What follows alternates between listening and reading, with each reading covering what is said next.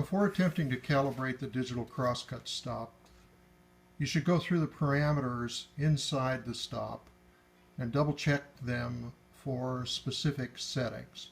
Elsewhere you'll see posted a sheet that looks like this that talks about the parameters in the stop and what each one of them does.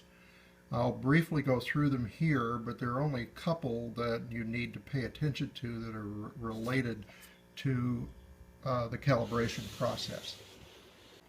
So to get the crosscut stop into the programming mode so you can verify the parameter settings, you first press and hold the wrench button here as it counts down 3, 2, 1, and you see the word code come up. Now it wants a passcode, and the magic number here is 5850.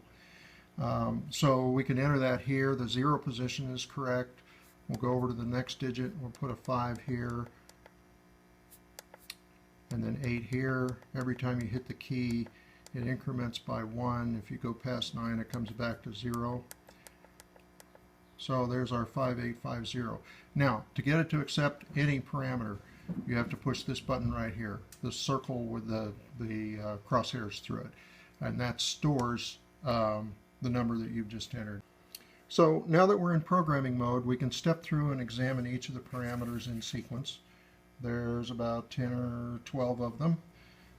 So to go to the first parameter, you just press the wrench button again. So this is the resolution setting.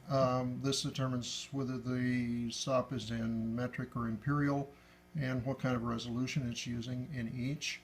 There's another way to get to this that's much simpler than going in and changing it here in the programming mode, which I'll cover in another video.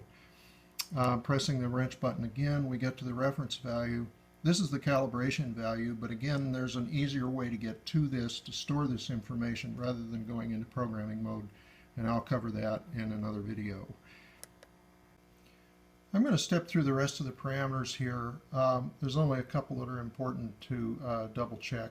If you're curious about what these do, you can refer to the table that I mentioned earlier. So I'm going to skip the offset, the direction, auto power on off, and the period for that. RStore, we want to get to FABS. This allows the save key to actually set the reference value, which is really important in the calibration process. Makes it much simpler. So this should be set to on. If it's not, you can, with the arrow key, up arrow key here, you can change the designation. Make sure that when you get it to the point you want, you press this button here to store your new function. Otherwise, it will be completely lost, and you'll have to start over at the top of the list. So that's basically it. That's how you get to the programming parameters and change them. Again, refer you back to the table for the other ones that I didn't discuss in detail if you're curious about what their function is.